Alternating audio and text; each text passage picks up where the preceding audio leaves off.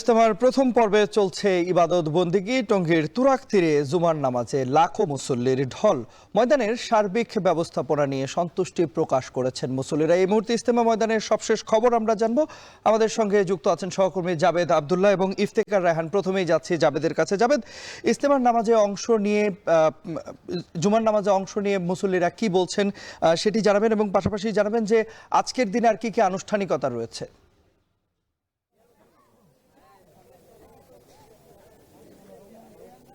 তন্ময়, এরই মধ্যে ৫৮তম বিশ্ব ইজতেমার প্রথম পর্বের প্রথম জুম্মা নামাজ অনুষ্ঠিত হয়েছে। বেলা ১টা ৫৫ নাগাদ এই জুম্মা নামাজ পরিচালনা করেন মাওলানা জুবায়ের সাহেব। সেই মোনাজাতে বাংলাদেশ সহ সারা বিশ্বের মুসলিম উম্মার জন্য শান্তি কামনা, সমৃদ্ধি কামনা করা হয়েছে।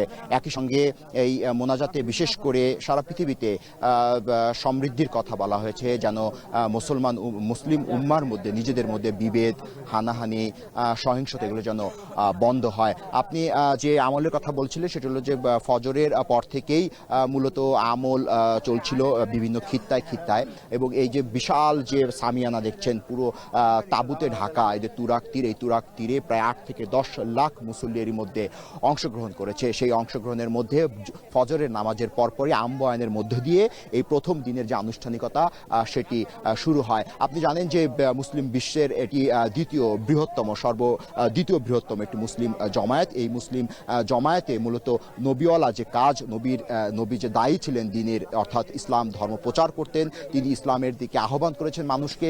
সেই দাওয়াতই মূলত এই ইজতেমা ময়দান থেকে ধর্মপ্রাণ মুসল্লিদের মধ্যে প্রচার করা হচ্ছে, এবং এখান থেকে ধর্মীয় শিক্ষা অনুশাসন শেষ করে এই মুসল্লিরা কিন্তু পরবর্তীতে দেশের আনাচে কানাচে ছড়িয়ে যাবে ধর্মের দাওয়াত নিয়ে। তন্ময়, একটু জানিয়ে রাখি, এটি একটি আসল জীবন ব্যবস্থা, সঠিক জীবন ব্যবস্থা, এটি একটি শৃঙ্খলা, একটি নবুয়তি, এটি একটি দামি কাজ। এখান থেকে মানুষ রিসালাত ও হেদায়েতের দাওয়াত নিয়ে পরবর্তীতে কিন্তু দেশ থেকে বিদেশে, জমিন থেকে জমিনে ছড়িয়ে পড়ে হুজুর পাক সাল্লাল্লাহু আলাইহি ওয়াসাল্লামের ঈমান ও আমল সম্পর্কে মানুষকে দাওয়াত দেওয়ার জন্য।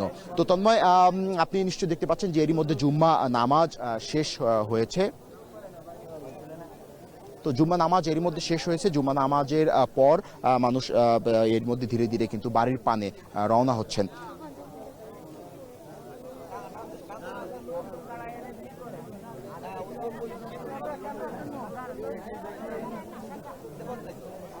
একটু জানিয়ে রাখি যে ওলামা মাশায়েখ ও সুরাই নিজামের মুরব্বীরা জানিয়েছে যে এবারের বিশ্ব ইজতেমায় ৮ থেকে ১০ লাখ মুসল্লির সমাগম হবে। আপনি নিশ্চয়ই ছবিতে ক্যামেরায় দেখতে পাচ্ছেন ১৬০ একর জায়গা ছাপিয়ে কিন্তু এরই মধ্যে টঙ্গীর আশেপাশে, গাজীপুরের আশেপাশে কিন্তু মুসল্লিরা অবস্থান নিয়েছে, নামাজ আদায় করেছে। এখন যেহেতু জুমা নামাজ আদায় শেষ হয়েছে, এখন বিকেলের অংশে যে আমল হবে সেই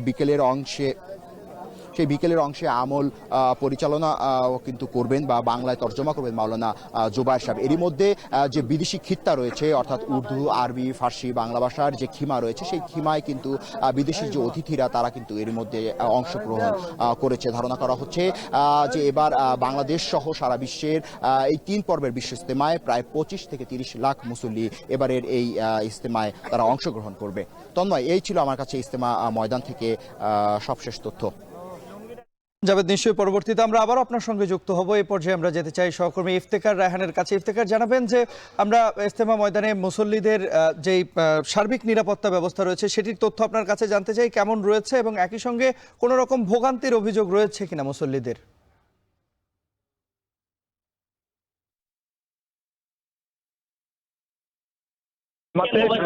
ইজতেমায় আগত মুসল্লি ছাড়াও ইজতেমার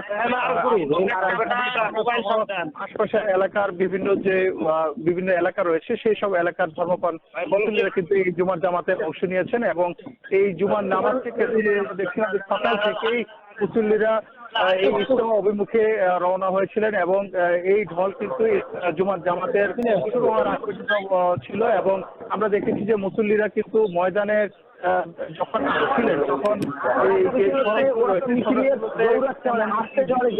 অর্থাৎ অন্যান্য পরিমাণ ভিড় দেখতে পাই, সেই পরিমাণ ভিড় কিন্তু এবার আমরা দেখতে পাইনি। অনেকটা সুশৃঙ্খল ভাবে এবার মুসল্লিরা আসতে পেরেছেন, এবং এবার কিন্তু 2 পর্বে বিশ্ব ইজতেমা অনুষ্ঠিত হচ্ছে, এবং যে এই 2 পর্বে বিশ্ব ইজতেমা হওয়ার কারণে বা মানুষের মধ্যে যে 41টি জেলা প্রথম পর্বে অংশ নিচ্ছে এবং পরবর্তীতে বাকি জেলার মুসল্লিরা আগামী দ্বিতীয় পর্বে তারা অংশ নেবেন এবং এরপরে 14 তারিখ থেকে মাওলানা সাদ সাহেবের অনুসারীদের ইজতেমা অনুষ্ঠিত হবে। তো যে কারণে এবার কিন্তু 3টি পর্বে প্রথমবারের মতো ইজতেমা আয়োজন করা হচ্ছে, যে কারণে এবার আমরা দেখেছি যে মুসল্লিদের ভিড় কিংবা The number you have dialed is not in service. Please check the number and try again. ইজতেমা আসতে পেরেছেন। এখন জুমার জামাত শেষ হয়েছে এবং জুমার জামাতের পরে মুসল্লিরা তারা আবার নিজ নিজ গন্তব্যে যাচ্ছেন। আর যারা ইজতেমায় আগত মুসল্লি ছিলেন তারা কিন্তু যার যার খিত্তায় তারা অবস্থান নিচ্ছেন এবং এখানে তারা নিজেদের মধ্যে তালিম করবেন এবং দুপুরের খাবারের পর আবারও বয়ান শুরু হবে এবং এই বয়ানের ফাঁকে ফাঁকে কিন্তু তারা তাদের নিজেদের মধ্যে মাশওয়ারার ভিত্তিতে কিভাবে আগামীতে দিনের কাজ করবে, মেহনত করবেন, সেই বিষয়গুলোই কিন্তু এখানে আলোচনা হবে। এবং আমরা এই জুমার জামাতকে কেন্দ্র করে দেখেছি যে ইজতেমা ময়দান এবং এই আশপাশের এলাকায় কড়া নিরাপত্তা বলয় তৈরি করা হয়েছিল, 5 স্তরের নিরাপত্তা ব্যবস্থা ছিল।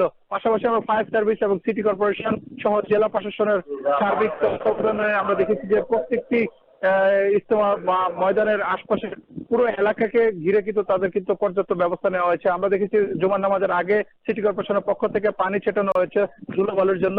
পাশাপাশি এখানে যারা আসছেন এবং যারা এখন ইজতেমা জুমার জামাত শেষে বাড়ি ফিরবেন তাদের যাতায়াত নির্বিঘ্ন করার জন্য ট্রাফিক পুলিশের পক্ষ থেকে কিন্তু বেশ কিছু উদ্যোগ নেওয়া হয়েছে। ট্রাফিক পুলিশের পক্ষ থেকে ঢাকা ময়মনসিংহ মহাসড়কের টঙ্গী এলাকায় পণ্যবাহী যান চলাচল সীমিত রাখা হয়েছে, তবে ফ্লাইওভারের উপর দিয়ে কিন্তু সব ধরনের যানবাহন চলাচল করছে। পাশাপাশি ইজতেমা সড়ক যেটি কামারপাড়া সড়ক এবং আব্দুল্লাহপুরের যে বেরিবাদ সড়কটি রয়েছে সেই সড়কতেও কিন্তু যান চলাচল সীমিত রাখা হয়েছিল। তবে এখন যেহেতু জুমার নামাজ শেষ হয়েছে, এখন এই জুমার নামাজের পরে কিন্তু যানবাহন চলাচল আবার পুরোদম চলছে এবং বলা চলে যে এবারই প্রথম 3 ধাপে বিশ্ব ইজতেমা অনুষ্ঠিত হচ্ছে, যে কারণে মুসল্লিরা নির্বিঘ্নে ইজতেমা ময়দানে আসতে পেরেছেন। তো সবকিছু মিলিয়ে ইজতেমা এই ছিল আমার কাছে সবশেষ তথ্য। ধন্যবাদ। আরএফএল ওয়াটার পাম্পের অটো থার্মাল টেকনোলজি, যা বেশি হিটে নষ্ট হয় না, শতভাগ মসৃণ ব্রাশ ইম্পেলার নিশ্চিত করে